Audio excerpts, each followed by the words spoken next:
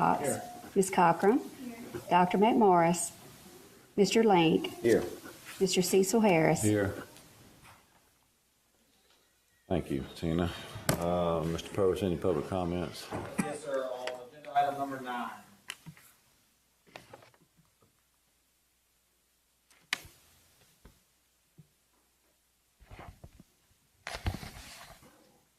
Thank you. All right, number 2, approval of the minutes of the school board meeting held on October 19, 2023. I have a motion and a second. Mr. Link makes a motion and Mr. Cox seconds it. In discussion, all in favor, yes? Yes. All opposed, no. There is none, so it's approved. Number 3, presentation by the Livingston Parish Library, Mr. David Gray. Side note, I miss the days when y'all were afraid to talk to me. Now it's the other way around. But like I said, I'm David Gray, the Public Information Officer for the Livingston Parish Library. And the previous 6 years, I was the news reporter for the Livingston Parish News. So that's how I know what goes on in this parish. With me, I have Michelle Parrish, that is the director of our library system. And Dustin Cotton, the assistant director, and Julia Falcon, the other assistant director. And as an aside, these two are Livingston Parish school graduates. She went to Doyle. I'm not going to ask the class. He went to graduated from Live Oak. I'm not going to ask the class either. So we got some Livingston Parish people now running the system. But we're just here to answer any questions or offer any information that you all may have about the proposed millage renewal for the library that's coming up on the November 18th ballot. That's a 10-year, 10 mil property tax, and that is the library system's sole source of funding. There is no other dedicated funding for the system other than that property tax. It's been on the books since 1995, and it's been renewed twice since then. And that goes strictly to maintaining and operating the Livingston Parish Library System. Brings in about $6 million a year, and that's what we use for all of our, like I said, all of the operations. That's the program that we do, the physical collection. There's about 400,000 items in the physical collection, and all of our online databases and resources. There's millions more items available electronically. And then our programs, some of y'all may have been to our book festival a couple weeks ago. That was the biggest one we've ever had. It was over 2,200 people at the main branch right down the road from here. And then Comic-Con, summer reading, those type of things. And that also goes to maintaining these branches. These branches are coming up on 20, the oldest branch is the Denham branch, which is built in 2006. So it's coming up on 20 years. So, you know, keeping up with these branches, they look great, but they cost money to maintain. We will be soon having to replace the carpet at the Denham branch, for example, replacing the carpet and doing moisture mitigation on the slab. That's going to be a little over $100,000, $115,000, and we'll do the same at another branch, which is another $100,000. And then we have to replace roofs, which I know that the school system is familiar with replacing roofs and that sort of stuff, and it's very costly. So that is what these dollars go to. And again, it's a renewal. It's not an increase. It's the same millage that was approved in 1995 and renewed in 2005 and 2014. So like I said, earlier this week, we gave a scenario, and that's why we wanted to come talk tonight in case you had questions about that. Our current funding takes us through 2025, but should this not get past November 18th, we will have to then go into cost-saving mode, just as a precaution. So we will be cutting the entire budget for next year by 15%, and then, in 2025, should it not be approved again. And part of that budget reduction will be the e-cards, which that was launched in 2018, I believe, between the library and the school system. That's 26,000 student e-cards and then educator e-cards.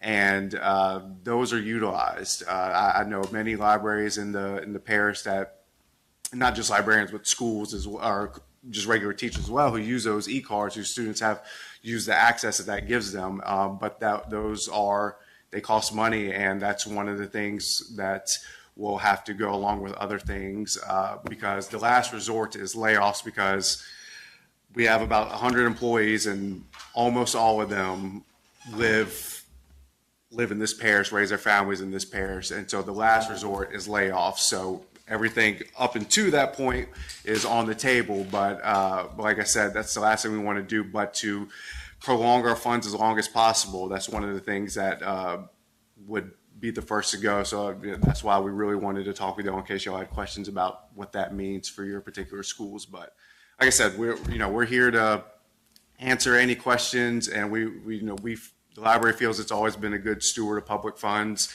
And the one number I'll leave you all with is $136 million. I believe it's on the information I sent to you all today. That's the return on investment for just checkout items in the previous 10 years is $136 million, which is more than double what that millage would give over a 10-year period. And, that's, like I said, that's just the checkouts. That's not, computer access, Wi-Fi, programming that we do, all of that stuff. That's just people checking out items and returning it. $136 million for items averaged at $7.99, which if you've ever gotten an audio book, they're not $7.99. So that's a conservative return on investment estimation. But any questions, we're here to answer anything y'all may have. Branches do you have around the parish? 5. And a bookmobile. 5 in a bookmobile, and they total about 90,000 square feet. Where are they all located? I'm not sure I know where all of them are. One is right down the road from here by Doyle. That's kind of a Doyle aftercare sometimes, it seems. A lot of your students come over there. So there's one there. There's one in Albany on highway. What highway is that? 43. A little bit if you're going towards the Springfield High on Highway 43, will be on your right. It's about a mile off the interstate. And then the other one is the South Branch. That's on Highway 444. Between Springfield and Killian. There you go. And then one in Watson, a little bit past, or it's right next to North Live Oak Elementary, the one in Watson. And then am I forgetting one? No. The Denham, you're one. Yeah, the Denham Walker Branch that's on Highway 190, Eating Church Road. And that's the biggest one in the system. It actually just won an award. Family Favorites of Baton Rouge Parents Magazine. They do that competition every year, and it finished runner-up. And I believe y'all had a school that won in their category, Jupin Park, I believe, elementary. So yeah, the system and the system that beat us was a system that has a $50 million budget compared to our $6 million budget. So this library system goes, it does everything in its power to give its citizens a top-notch library system, even though we still, like y'all know, Livingston Parish, it's not the wealthiest of parishes. So, we do what we can with what we have, and everything that we do is for the citizens of this parish. And they've, for 77 years, this library system has been in place because they wanted it here. So, How many employees and how many volunteers? close to 100. We're budgeted for 100 employees. Right now, we're understaffed. The last year, we've had people leave. We're back at 85 now employees. I don't know how many volunteers. Yeah, we don't have volunteers. We are looking for our friends group to get back together. So if anybody wants to do that, but every now and then we'll have the foster grandparents will come in and do some things, but that's just on a case by case basis. And we do have some teen activity board members that right. work at some of the larger branches. They help show work programs with some of the youth staff. But they have to be part of the TAB, the Teen Advisory Board, in order to do that. What are y'all's hours of operation? I'm sorry, say that again? Hours of operation. Hours of operation? Well, those vary for branches. You want me to do it? Yeah, he's better at those. The Denham Springs Walker branch is open the most hours. So Monday through Thursday, it's open 9 a.m. to 9 p.m. Friday and Saturday, 9 a.m. to 5 p.m. Watson branch has the second longest hours. It's Monday through Thursday, 9 a.m. to 8 p.m. And then Friday and Saturday, 9 to 5. And then the South, Albany, and Livingston branches all have the same hours. So Mondays and Wednesdays, they're 9 a.m. to 6 p.m. Tuesdays and Thursdays, 9 a.m. to 8 p.m. And then Friday, Saturday, 9 to 5. And that 9 to 5 on Saturday, we just expanded this year Right. because they all had truncated, shortened hours. So we're trying to give people that work more opportunity to go in on a Saturday. And I always forget the Watson hours, that's why. I think all the branches are utilized quite a bit. Yes.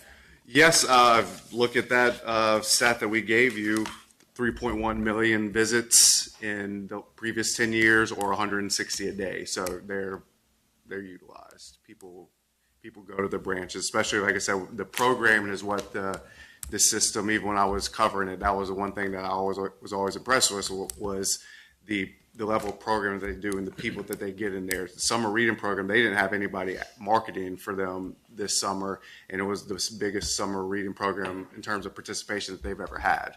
And then, like I said, the book festival this year was the biggest one they've ever had. 2,200 people there. If any of y'all know of Pete the Cat, if you have young kids, I didn't know him before that, but now I know who Eric Litwin is and Pete the Cat. And he was that, there was close to, fire marshal probably shouldn't hear this, but like 200, 300 people in that room. We had people standing out there, and then the line for him to do autographs and all that stuff. And that's, something that people, you just show up. You didn't have to pay for anything. So those are the type of things that this library system does. Mr. Link had a question. Yeah, I was the one that was putting them on the agenda. As many people know, I was on the library board for a couple of years there, appointed. And if people don't know how that works, they have a board very similar to ours, and each council member has a person that they put up as a representative. The board works to oversee everything they do there. So there is oversight, and it's from the elected people, from a person that appoints us. And so I was there, and a well-run place. I would happily said yes when asked, because when it first came out and I saw the buildings, how beautiful. It's a source of pride for the parish, as everybody can see. You go past one, it just is something to be proud of when you go to them. There's a lot of new things that they do for people that go there. They have a lot of new programs. Again, I was on the board, and anybody ever have any questions about money and all, we were there. We saw it. We saw all the budgets. We saw the things that they have. They're pay-as-you-go, as I understand, and the money is well taken care of, and they have professional people working there at all times doing this, and it's really just a strict, well-run place, and it's a worthy cause, and I appreciate y'all and all the work that you do there. Like I say, I was there, and I saw it when I got elected here. Of course, I got off the board; somebody else came on. But I wish y'all the best of luck. And I was going to ask one question, though, to make sure people understood, because you said the 15%, and that might sound like somebody says, well, heck, let them cut the 15%. Good.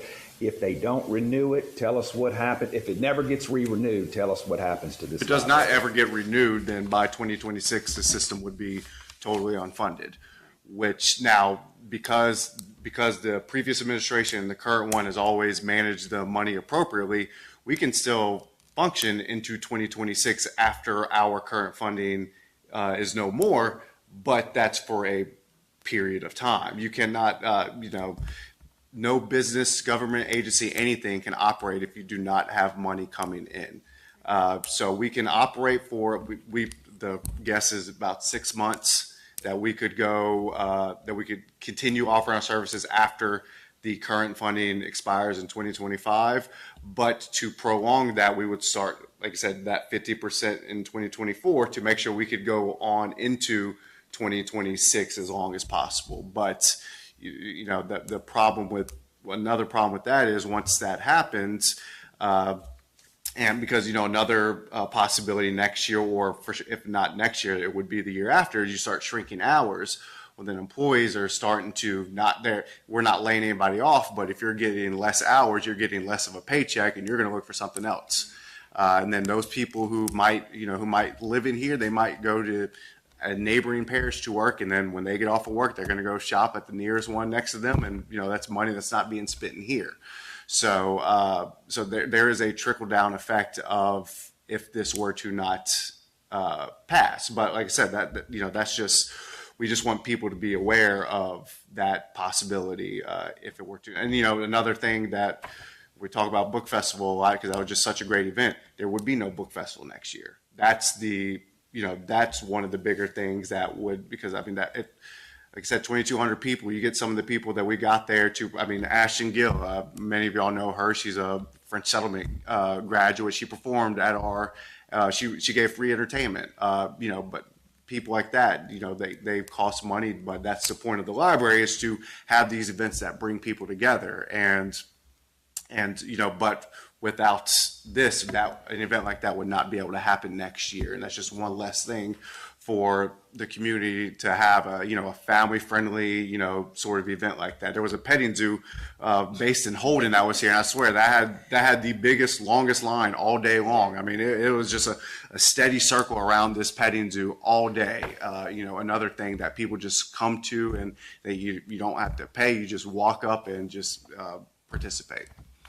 That was the last thing that I wanted to kind of mention. What I was talking to some of them up here is I am a Republican, and this parish is mainly Republican. But while the library is open to anybody from the poorest to the richest here, I know that we as Republicans sometimes tell people they need to pull themselves up by their bootstraps. They need to, get their education. They need to do these things. Well, some of them, people don't have Wi-Fi.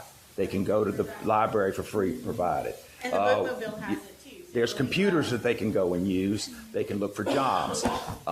It's something where a person really, if you have a good public library, has no excuse. They can go there. They can get help. I know y'all have counseling services, other things that for people that work for that. So it's not, not just one of those other programs. It's something that benefits all. And one other thing that on that same vein of providing access is, we're going to be one, if y'all can see that packet, the iPads that we got this year, and that we're making them available to schools to check out, because some schools might not be able to have them, or some teachers might not be able to have them. So essentially, a teacher could check them out, and then if there's not a hold on to renew it, they got 30 iPads for a whole semester. That's taken care of, that they didn't have to pay for. And another thing that we were working on, I know that y'all were working on that a lot, especially during COVID, was those hotspots, trying to provide, give a Wi-Fi to some of your people. And we have cradle points, cradle points that we have 4 that are going out. Or we have 3 ready to go, and they're going to be placed in public areas where people can go, and that will give Wi-Fi access, and that's something that will operate under the library system. Just something else that people can have, because libraries, just like schools are not sit at the desk, take notes, and pass your tests. It's so much more now, and just like libraries are not just books anymore. And I want to say too, those iPads and the Cradle Points were provided by a grant that we received. So that was designated funds for that. They, told us that that's what we needed to use that money for, and that's what we did. And we're trying to make sure that everybody in the parish has access to those. I wanted to say too, David was talking about access. The bookmobile itself goes down to Marpaw School, Marpaw School, and all of that school runs through that bookmobile once a month. So they do on average about 700 checkouts just at Marpaw School. To make sure that they can get access to those books that the librarian just can't get fast enough. We can get the latest Pete the Cat much faster than they can. So I know we had talked about satellites being built out there sometime. I know the bookmobile might be with the interim thing. Has anybody, the board, looked at that, or any of that satellite time? There's been no serious discussion. I mean, honestly, it would be premature until after the election. November 18th. we have a wish list. Yeah, I get you. Things that we know what the community has asked us for, and that is definitely one of the things that we've had dozens of people ask us for, and we would love to provide all of that. But I got one question. You said it was like 26,000 e-cards. yes, sir. How many of those individually have been like different people have accessed those? I guess I'm assuming that through the students in the school system. Through the students in the school system, I would have to run that report. I'm sorry, I did not. But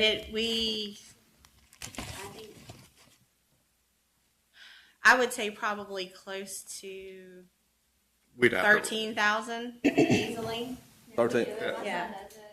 Huh? My son does it. Oh, okay, good. I mean, that's So there's like 13,000 individual students who access this. Okay. Yeah, I mean, all 26,000 have access to it. It's just Right. which teachers really push it and which librarians really push it. Some kids just access it on their, when they come into the library, they can use their e-card to get on the computer to do their homework and things like that, but they only have access to what that e-card gives them.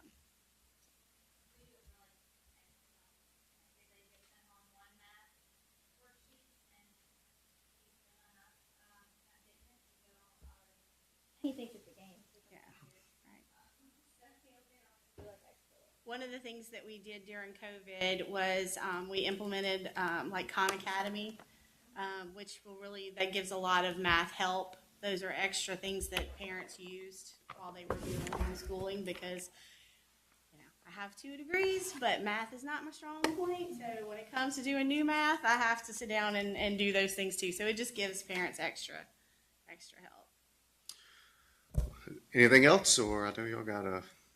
And I will say too, that includes teachers. All teachers and all in the school board, in the school system, also have access to those e-cards, whether they live in this parish or not. They all have one too.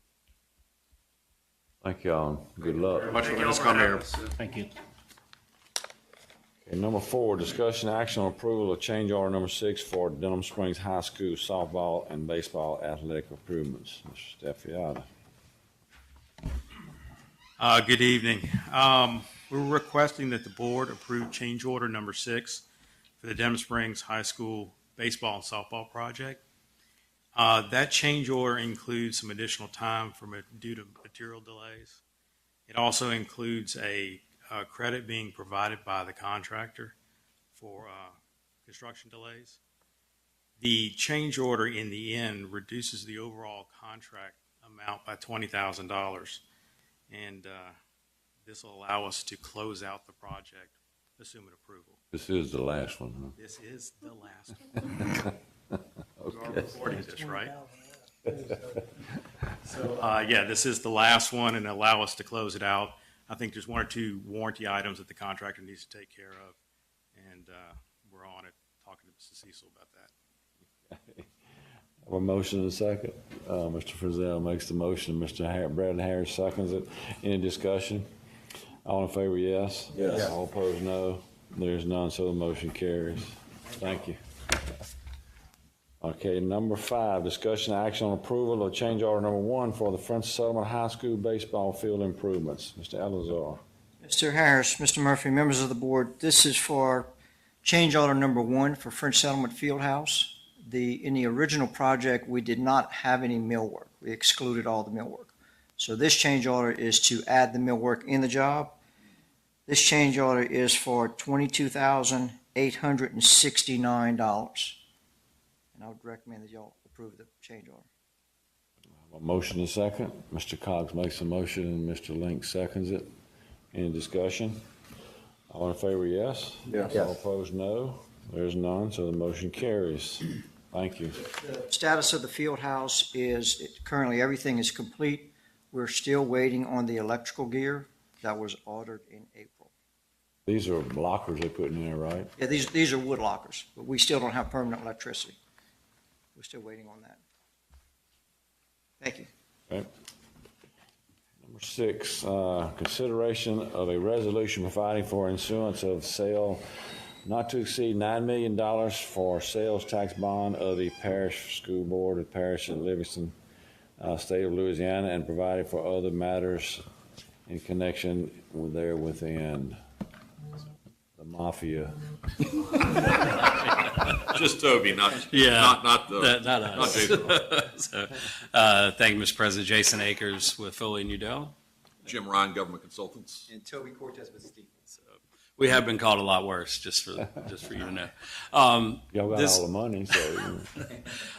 Want to thank you for giving us the opportunity to speak to you and bring you up to date on where we stand with financing for the Albany district for Mr. Link and what's also known as District 24, but District 9 specifically.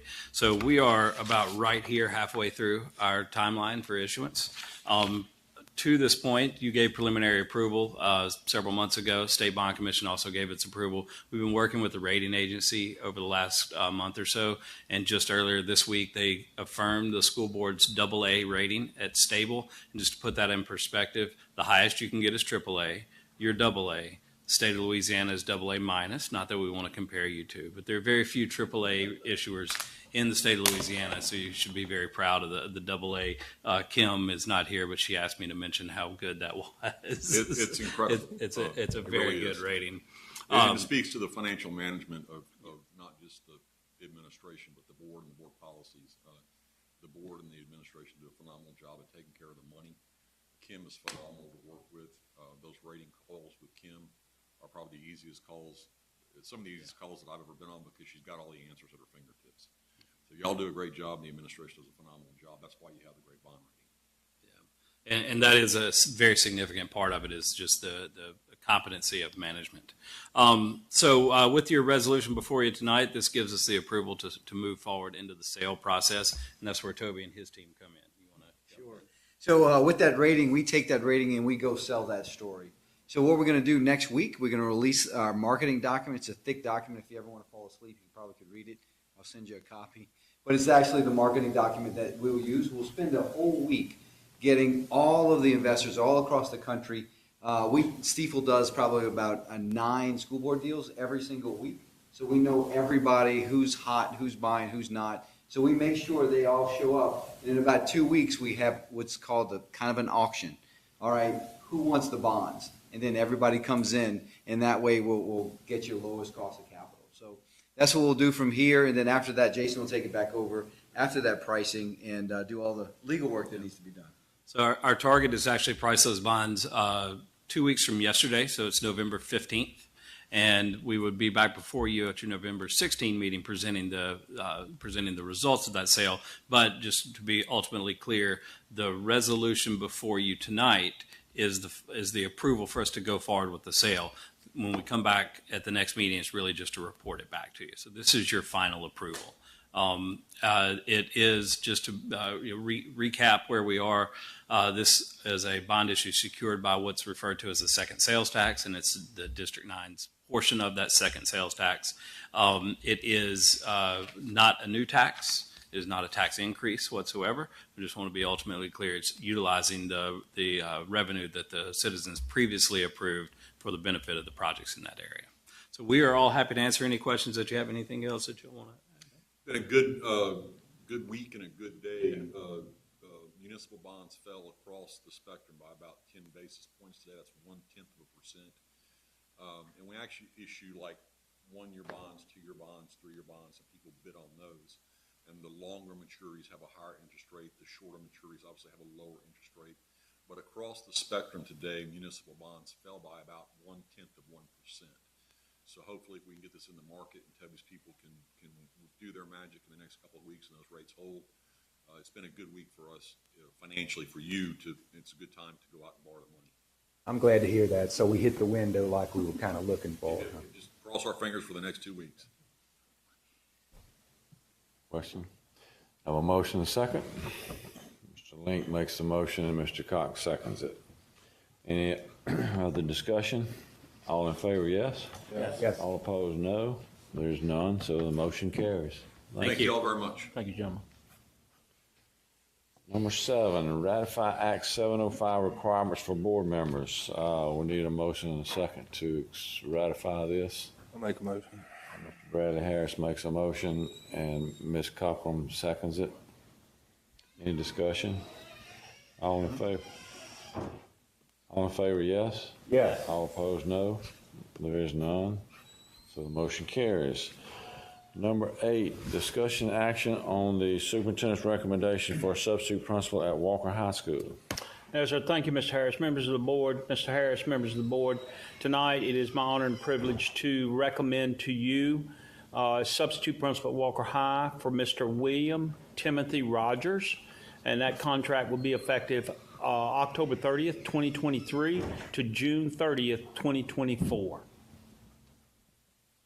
Okay, thank you. A motion and a second. Mr. Cox makes a motion, Ms. Cochran seconds it. Any more discussion? I'd like to say something. Oh, sure. Just say congratulations. You know the drill, and I know y'all not going to miss a beat over there. That's it? Tim, I want to congratulate you. I know that you've worked with us, I believe, since 1998, if I'm not mistaken. in every capacity you can imagine. And, effective now, you'll be the substitute principal at Walker High School. I know that you've spent 8 years, I believe, at Walker High School, working as an assistant principal. We're very proud to recommend you this evening for this job. And I don't think I've ever met your wife. So if you want to introduce your wife, that's terrific. And if you would like to say something, you're more than welcome to come to the podium.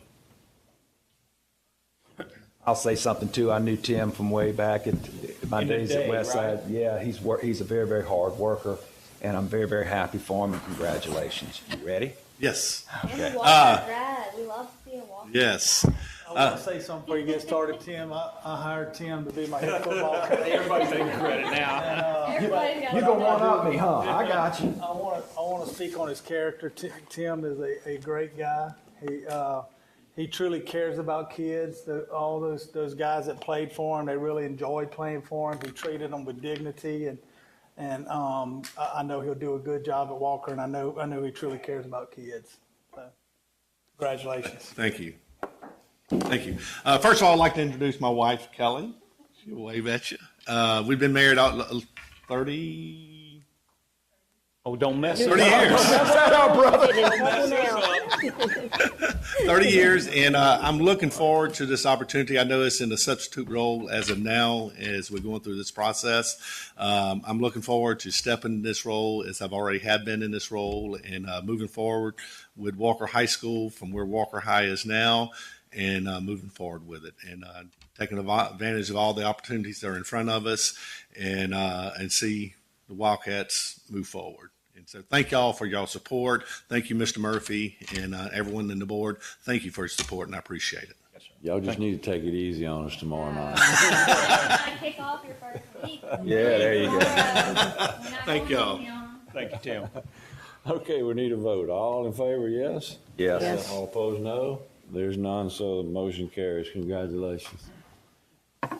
Okay, number 9, superintendent's comment. No. Public comment. Number 9. Approval of the monthly. There's a public comment. No. Okay. Oh, I'm sorry. Yeah.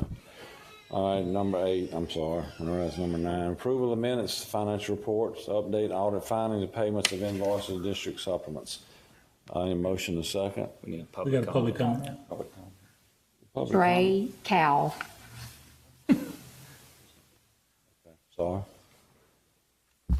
Thank you, Board, for the opportunity and reminding him there was public comment tonight. I just have a question here, and I noticed for the first time in a long time that there's words on this agenda item called district supplements. And Mr. Harris, correct me if I'm wrong, but I would come to the understanding that district supplements would be paid out of district funds, which would also be generated by the second cent sales tax revenue. And so I know that there's a lot of supplements that have to take place, and I don't know exactly what y'all are approving tonight, whether there's just 2 or 3 supplements you got to approve, or if you're just generally approving every supplement that's listed on page 67 in your budget. And so in case you are, I'd like to say a comment on that. And there's, because when you look at page 67 on the budget of the district funds, and you look at the disbursement items, there's only one, obviously there's one item that stands out that says it's clearly a supplement. Obviously there's probably other supplements in there for custodial workers and things like that have to do extra work to maintain the facilities of the school. But obviously, and there's one that stands out that's called coaching supplement. And I don't know if that's something y'all are approving tonight or whatever, but I would like to question and maybe even have an explanation if appropriate by one of the board members. The second cent sales tax is a restricted revenue. And so when you look on page 64 of the budget, I don't see how that coaching supplements could come out of this particular fund. And knowing that this fund has been talked about a whole lot in the last couple of months, but also over the whole year. And so I would like to know how that is justified if that's what's being approved tonight by the board on how supplements can be justified out of district funds, knowing that second cent sales tax is a restricted revenue that's been preached for a long time. and everything. So that's just my question tonight, and to know that there's a great need in districts all across our parish, and yet 3 out of 10 districts get to reap a very large benefit, knowing that maybe that money could come out of a more general type fund rather than a restricted revenue. The taxpayers, are paying that, and I'd like to know how that is being justified. Thank you.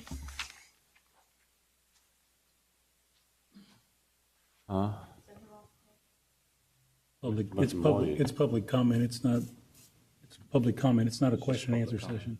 Just public comment. He can send a request, but it's public comment only. All right, have a motion second to accept this.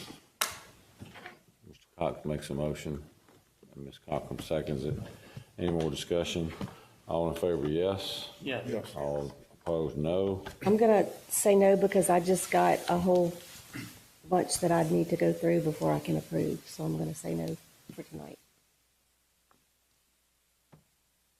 Still passes. Still passes, yeah. Still passes. Okay, now I guess we get superintendent's comment. Thank you, Mr. Harris. I appreciate it. Obviously, board members, I sent you some information regarding scheduling in November and December. I hope that you had a chance to look at that. But this evening, I would like to call your attention to a couple things that are upcoming in our parish that I did not include in my comments. This next Tuesday at 11 a.m. at SUMA, at the Professional Development Center at SUMA, we're having our first culinary kickoff between our Pro Start students. Those teams will come from Albany High, Denham Springs High, Prince Settlement High, Live Oak High, and Springfield High, and they will compete with their recipes, and whoever wins that gets to put their favorite menu items on the Curbside Cafe. And if you don't know what the Curbside Cafe is, it's a mobile, I don't want to call it a kitchen because we don't cook in it, but it's a mobile kitchen that visits our high schools through our district through the regular schedule. So if you have time, please come out on Tuesday, November 7th at 11 a.m. at SUMA, and you can watch that competition, and we're looking forward to that. And if you have questions about it, you can contact Ms. Summer Purvis, our child nutrition supervisor. Second thing that I have this evening is something I just got this afternoon, and I was unaware of this, but the executive board for the Louisiana Association for Jazz Education has selected Miss Rachel Morgan of Denham Springs High to be the recipient of our 2023 Outstanding Jazz Educators from across the state. Now, I must admit, this is from Southeastern. I need to find out a little bit more about this, but we'd like to congratulate Miss Rachel Morgan of Denham Springs High. And the last thing that I have this evening is next week is our Veterans Day programs. And I know that most board members have been to Veterans Day programs. If you get a chance to go to the Veterans Day programs, please take a few minutes and go, because I'm going to tell you, it's absolutely wonderful. It's great to see our veterans in our schools, and it's great to see our schools in that community environment with all our veterans. And with that said, Mr. Harris, I'll turn it back over to you. Thank you, Mr. Murphy. Okay, we want to schedule a Curriculum and Policy Committee meeting Monday, the 13th, and that's Mr. Links, the chairman, Mr. Cox, Mr. Frizzell, and Ms. Cochran on that committee. So is November the 13th okay with you guys? At what time y'all want to meet? 4 is fine, like normal. 4 o'clock? Okay, Monday the 13th at 4 o'clock. All right, I have a motion second to adjourn. Mr. Frizzell makes a motion, and Mr. Cox seconds it. Any discussion? All in favor, yes? Yes. All opposed, no. There's none. Meeting adjourned.